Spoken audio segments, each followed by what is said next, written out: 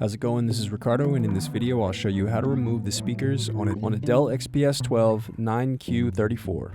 If you're looking for parts for this laptop, go to our website and use this coupon for a 5% off discount.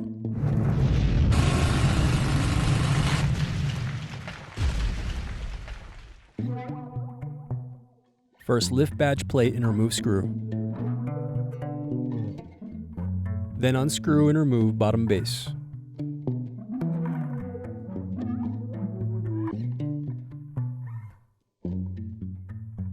Now unscrew and disconnect battery.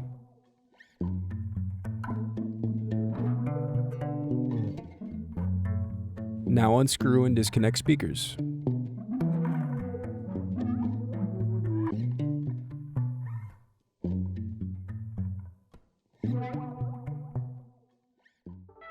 Thanks for watching. Don't forget to like and subscribe if you enjoyed this video. And if you need more, check out this playlist to watch other tutorials for your laptop. You can also click here to find parts for your laptop at partspeople.com.